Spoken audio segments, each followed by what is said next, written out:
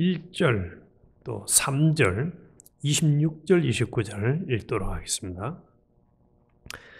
하나님의 사람 모세가 죽기 전에 이스라엘 자손을 위하여 축복함이 이러하니라. 3절을 보겠습니다. 여호와께서 백성을 사랑하시나니 모든 성도가 그의 수중에 있으며 주의 발 아래에 앉아서 주의 말씀을 받는도다. 26절을 봅니다. 여수르니여 하나님 같은 이가 없도다. 그가 너를 도우시려고 하늘을 타고 궁창에서 위엄을 나타내시는도다. 영원하신 하나님이 내 처소가 되시니 그의 영원하신 팔이 네 아래에 있도다. 그가 네 앞에서 대적을 쫓으시며 멸하라 하시도다. 이스라엘이 안전히 거하며 야곱의 샘은 곡식과 새 포도주의 땅에 홀로 있나니 곧 그의 하늘이 이슬을 내리는 곳에로다. 이스라엘이여 너는 행복한 사람이로다. 여호와의 구원을 너같이 얻은 백성이 누구냐? 그는 너를 돕는 방패시요 내 영광의 칼이시로다. 내 대적이 네게 복종하리니 네가 그들의 높은 곳을 밟으리로다. 아멘. 오늘 아침에는 모세의 축복이라는 제목으로 같이 나누겠습니다. 모세의 축복. 이 신명기 33장은 모세가 가나안 입성을 앞두고 이스라엘 12지파를 축복하며 남긴 마지막 찬송과 또 유언적인 선언입니다. 그런데 이 장은 단순한 축복 이상의 의미를 지니고 있습니다. 모세는 하나님의 능력과 자비를 찬양하면서 하나님과의 언약 관계 속에서 각 지파의 특성과 사명 또 정체성을 확정하며 축복을 해주고 있습니다. 그런데 제가 이 말씀을 이제 계속 묵상하는 가운데 유독 그래서 이 33장은 그 1절에 말씀한 대로 하나님의 사람 모세가 죽기 전에 이스라엘 자손을 위하여 축복함이 이러하니라. 축복함이 이러하니라. 그런데 이 축복이라는 그 복을 빌어주는 놀라운 이 엄청난 참 은혜로운 장면인데 이 복을 받아 누리는 데는 조건이 하나 있습니다. 아무에게나 다 주는 게 아닙니다. 그것은 우리가 32장에서 또 지금까지 계속 오면서 묵상을 한 대로 무슨 조건이 필요하냐? 32장 45절부터 47절까지 제가 다시 한번 읽어볼게요. 모세가 이 모든 말씀을 온 이스라엘에게 말하기를 마치고 그들에게 이르되 내가 오늘 너희에게 정하는 모든 말을 너희의 마음에 두고 너희의 자녀에게 명령하여 이 율법의 모든 말씀을 지켜 행하게 하라. 이는 너희에게 헛된 일이 아니라 너희의 생명이니 이 일로 말미암아 너희가 요단을 건너가 차지할 그 땅에서 너희의 날이 장구하리라. 그러니까 모세가 축복하는 이 축복을 받아 누리려고 하면 뭐가 필요한 거죠? 조건이 if 마음에 새기고 지켜 행하면이라는 조건이 성립이 돼야 됩니다. 이게 성립이 안 되면은 아무리 축복해도 그 축복은 본인에게 또 각 지파에게 돌아가지 않는다는 사실입니다. 우리도 마찬가지입니다. 우리도 성경에 하나님이 약속한 복들이 어마어마하게 많은데 또 엄청나게 큰 것들이 많은데 그것을 우리에게 실제적으로 하나님께 주시고 또 우리가 누리는 데는 반드시 하나님 말씀을 마음판에 새기고 또 성령이 말씀할 때 지켜 행하는 삶을 살아야 합니다. 그래서 오늘 아침에도 이 말씀을 듣는 복을 누리게 해주신 게 이게 얼마나 큰지 모릅니다. 그래서 하나님 말씀을 제대로 듣고 또 깨닫고 적용하는 그런 은혜를 주시기를 소망하면서 3절을 제가 보겠습니다. 여호와께서 백성을 사랑하시나니 모든 성도가 그의 수중에 있으며 눈이 확 뜨이지 않습니까? 모든 성도가 하나님의 손에 있다는 거예요. 하나님이 선택하셔서 사랑하시는 변함없는 이스라엘 백성들, 출애굽과 또 광야에서 보호해 주시고 앞으로 가나안 땅으로 인도해 줄 이스라엘 백성들이, 거룩한 백성들이 하나님의 손에 있다는 거예요. 하나님의 손에 있다. 오늘 아침에 우리 먼저 이걸 하나 꼭 잡읍시다. 우리 자신들도 하나님의 손에 쥐어져 있는 자들이라는 사실입니다. 하나님의 손에 쥐어져 있는 자들. 어제도 잠깐 밥 먹으면서 이제 그 세계 기행 스리랑카에 대한 걸 누가 이렇게 취재한 걸 보여주는데, 거기 보니까 많은 사람들이 막 줄을 서서 그렇게 구경을 하러 올라가는데, 뭐하러 가는 보니까 높은 바위 위에 이렇게 부처가 누워 있는 거, 그거 보러 사람들이 스리랑카에서 그렇게 많은 사람이 가는 거예요. 그래서 그걸 보면서 마음으로, 야, 저 누워 있는 부처를 보고도 저렇게 사람들이 복을 받으려고 또 빌기 위해서 가는데 무슨 힘이 있습니까? 성경에 말씀한 대로 사람이 만든, 손으로 만든 그 조각 작품이 무슨 생명이 있고 무슨 축복과 저주의 권한을 가진 그런 존재입니까?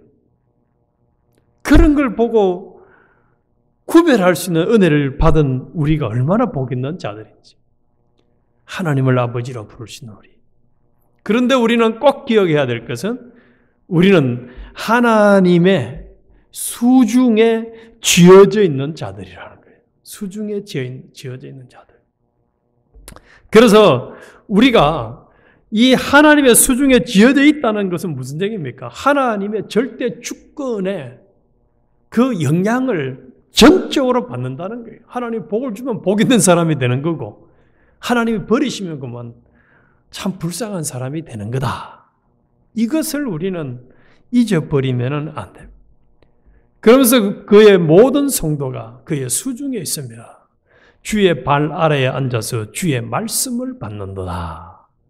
하나님 말씀을 안 듣고 안 받아들이는 사람은 소속은 하나님께 속했을지 몰라도 하나님이 정상적으로 그들을 복을 줄 수가 없어요. 그래서 들으라 계속 성경은 우리에게 들으라는 거예요. 예수님도 말씀했잖아요. 마리아와 마르다 중에 누구를 더 칭찬했습니까?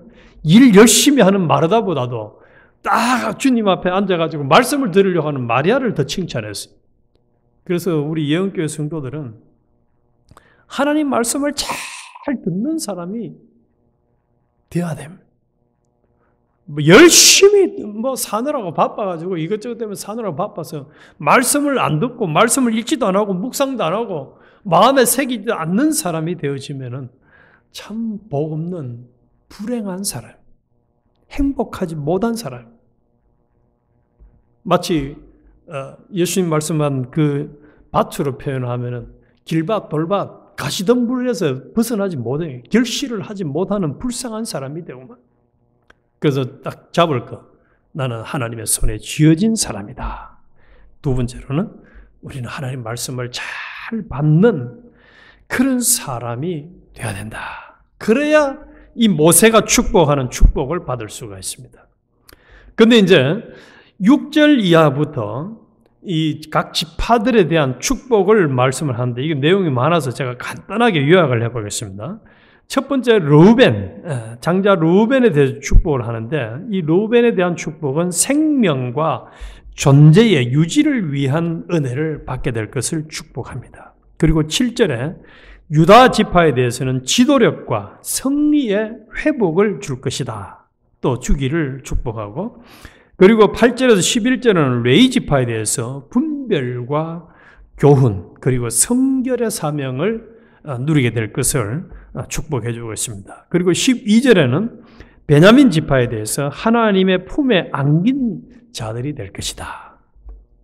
그리고 13절에서 17절까지는 요셉 지파에 대해서 넘치는 복과 영향력의 확대에 대해서 축복해 주고 있습니다. 그리고 18절과 19절에는 스불론과 이사갈 지파에 대해서 전도와 지혜의 연합의 복을 누리게 될 것이다. 그리고 20절에서 21절까지는 갓 지파가 아주 용맹하고 또 정의롭게 살게 될 것을 말씀하고 있고, 22절에 단 지파에 대해서는 경계자이자 싸우는 자가 될 것이다. 그리고 23절 납달리 지파에 대해서는 만족과 축복의 풍성함을 누리게 될 것이다. 그리고 마지막 24절부터 25절까지는 아셀 지파가 형통과 평화의 복을 누리게 될 것을 말씀을 축복해 주고 있습니다. 그런데 자, 여기서 우리가 나도 집에 가서 성경 한번 쭉 다시 한번 읽어봅시오. 이스라엘 지파는 12지파인데 지금 이 모세가 축복해 준 지파의 숫자를 제가 딱 헤아려 보니까 11지파만 등장을 해요. 한 지파가 빠졌어요. 시몬 지파가 빠졌습니다. 모세가 실수를 했을까요? 모세가 실수를 했다면 하나님이 실수를 하신 거지. 지금 모세는 성령의 감동을 받아서 이스라엘 백성들을 축복하고 있는데, 근데 12지파 중에서 시몬 지파는 빠지고 11지파만 축복을 했어요. 왜 그랬을까? 이것은 여러 가지 이제 이유가 있겠습니다만, 제일 첫 번째가 창세기 49장 5절부터 7절에 보면은 야곱이 유언을 하면서 이 레위 지파와 시몬 지파에 대해서 저주하는 장면이 나옵니다. 제가 한번 읽어볼게요. 창세기 49장 5절입니다. 시몬과 레위는 형제요, 그들의 칼은 폭력의 도구로다. 그들이 칼을 사용했다는 거예요. 그들이 그들의 분노대로 사람을 죽이고 그들의 혈기대로 소의 발목 힘줄을 끊었음이로다. 그 노여움이 혹독하니 저주를 받을 것이요 분기가 맹렬하니 저주를 받을 것이라. 내가 그들을 야곱 중에서 나누며 이스라엘 중에서 흩으리로다. 이렇게 딱 말씀을 하고 있습니다. 그리고 이 말씀이 성취되었다는 것을 요 33장에서 지금 보여주고 있는 거예요. 그래서 우리 참 누구나 혈기 부리고 화내고 때로는 상대방에게 그냥 막 아주 비수를 꽂는 것을 어떻게 보면은 뭐 생긴 게 그래 생겼는데 어떡하겠노 할지 몰라도, 야, 이거 하나님이 무지무지 싫어하는 것. 성질 부리고 화를 내고 상대방에게 아주 강력하게 역사하는 것. 무지무지하게 하나님이 싫어합니다. 하나님은 율법의 전체의 계명이 뭐라고 해서 하나님 사랑하고 이웃 사랑하라는 거예요. 사랑해야 되지. 사랑이 안 되면 안 된다. 그래서 민수기 1장과 26장에 이제 민수기에서 보면 그 인구 계수하는 장면이 나오는데, 다른 지파들은 숫자가 늘었는데 시몬 지파는 절반으로 주는 장면이 나옵니다. 그리고 여호수아 19장 1절과 9절에 보면은 그만 이 시몬 지파는 스르르 사라지고 다른 지파에게 막 흩어져 버리는 내용이 나옵니다. 그런데 또 하나가 궁금한 것은, 분명히 야곱이 저주할 때 시몬과 레위 두 지파가 저주를 받았는데 레위 지파는 또 본문에 나와요. 그럼 이건 어떻게 된 것인가? 이것은 이 레위 지파는 모세 시대에 금송아지 우상 숭배 사건이 있을 때에 하나님 편에 서가지고 회개하는 장면이 나옵니다. 그래서 하나님이 회복시켜 주시고 또 제사장의 지파가 되도록 은혜를 주는 장면이 나옵니다. 그래서 과거에 잘못했더라도 하나님 앞에 회개하면 다시 은혜를 주는 거예요. 그러나 회개하지 않았을 때에 이 시므온 지파처럼 그만 비참한 지파가 또 때로는 사람이, 가정이, 교회가 되고 만다는 것을 이 11지파만 축복해 주는 장면을 통해서 우리는 명심해야 됩니다. 그래서 하나님 말씀은 반드시 이루어집니다. 예수님께서 말씀하신 점 하나도 빠지지 아니하고 다 이루어진다고. 그래서 어떤 말씀이라도 우리는 이 때로는 잘못을 해서 죄를 지었더라도 레위 지파처럼 회개하면은 다시 하나님의 은혜를 주시고 끝까지 고집하고 회개하지 않고 살아나가면은 복을 못 받는 불쌍한 사람이 되어지고 만다는 것. 그래서 늘 우리는 하나님 앞에 두렵고 떨림으로 참 회개하면서 또 말씀을 묵상하며 집중하며 살아가야 할 자들이 돼요. 그래서 이제 11지파들에게 각 지파들에게 축복한 내용이 다 달라요. 이건 뭘 얘기합니까? 하나님 주신 은사와 사명이 다르다는 거예요. 은사와 사명이 달라요. 그 사명을 잘 감당해. 그랬을 때에 26절에 여수르니여, 이 여수르니여 하는 것은 이스라엘 백성들에 대한 또 다른 호칭입니다. 이스라엘 백성이여 하는 말과 하나님 같은 이가 없도다. 그가 너를 도우시려고 하늘을 타고 궁창에서 위엄을 나타내시로다. 하나님이 이제 모세를 통해서 이 축복한 그 축복을 이루시도록 하나님이 도와주시는 하나님. 궁창에서 위엄을 나타낸다. 이 뭡니까? 사람이 도와주는 게 아니에요. 역사를 주관하시는 주권자, 주재자 하나님이 도와주실 것. 영원하신 하나님이 내 처소가 되시니 그의 영원하신 팔이 네 아래에 있도다. 그리고 29절에 이스라엘이여 너는 행복한 사람이로다. 여호와의 구원을 너같이 얻은 백성이 누구냐? 그는 너를 돕는 방패시요 내 영광의 칼이시로다. 하나님이 이스라엘 백성들을 도와주시고 영광이 되어주시는 이런 엄청난 복을 누리게 될 것을 모세는 지금 이 11지파에 축복을 해주고 있습니다.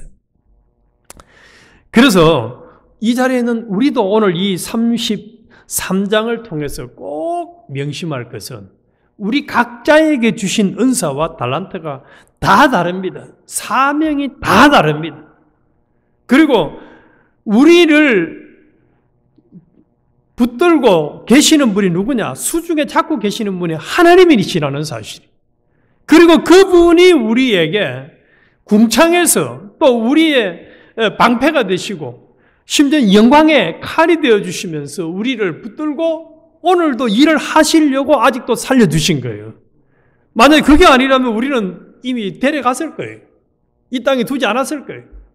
근데 두신 것은 네 성질들은 네 고집들은 마음대로 살아라고 둔 게 아니고 우리에게 주신 사명, 하나님 사랑, 이웃 사랑, 또 내게 주신 달란트 가지고 다른 공동체를 섬기면서 공동체의 번영을 위해서 살아가라고 두신 거예요. 그리고 그 사명을 잘 감당할 때 하나님이 뭘 해주신다는 거죠? 보호해 주신다는 거예요. 보호. 하나님이 보호해 주면, 그래서 성경의 많은 부분에서 이 보호에 대한 게 나와요. 로마서 8장에도 보면은 하나님이 우리를 위하시면 기근이나 적신이나 칼이 우리를 해할 수 없다. 이 말이 무슨 말이에요? 주신 사명을 우리가 잘 감당할 때 하나님이 책임지고 딱 우리를 보호해 주신다는 거예요. 보호만 해주는 게 아니잖아요.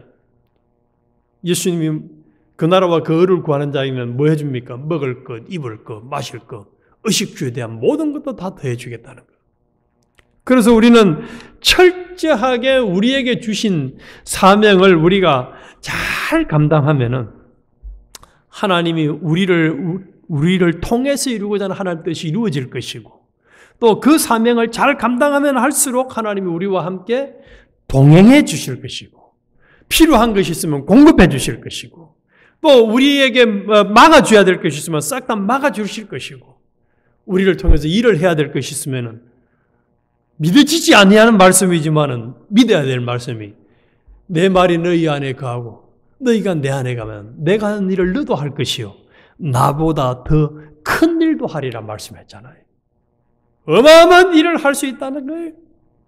그래서 우리 이 12지파 중에서 11지파만 남아있고 11지 마지막 시몬 지파는 나중에 뒤에 나오기도 나와요. 나오는데 시몬 지파가 성경에 이제 33장 이후로 나와봐야 한마디로 그냥 흔적도 없이 사라지는 그런 허무한 지파가 되고 맙니다. 그런데 우리가 자칫 잘못하면은 속기 쉬운 게, 나도 옛날에는 신앙생활을 열심히 했는데 나도 옛날은 상관없어요. 소용없어요. 지금이 중요해요. 현실이 중요하면 오늘날 내게 명하는 명령을 삼가 듣고 직행하는 것이 중요해요. 그래서 오늘도 내일도 주님 불러가는 그 시간까지 우리 이번 주일날 뭐가 제일 기본이라고 했습니까? 하나님을 경외하는 것이 기본인데 하나님을 경외함으로 하나님 말씀을 잘 청종하는 삶. 그럴 때에 우리에게 약속하신 축복을 다 받아 누릴 수가 있다는 사실입니다. 이 복을 받아 누려서 우리도 복 있는 사람들, 여기 행복한 사람, 행복한 백성, 행복한 가정, 행복한 교회가 되고 더 나아가서는 우리로 인해서 다른 주변 사람들까지도 행복한 사람으로 삶을 살아간 역사가 일어나게 될 겁니다. 그럴 때에 우리는 복의 근원이 되는 거죠. 아브라함의 후손처럼. 그래서 꼭 우리는 이런 복 있는 사람들이 되도록 큰 말씀을 묵상하고 새기고 또 순종하는 주인공이 되어야 하겠습니다.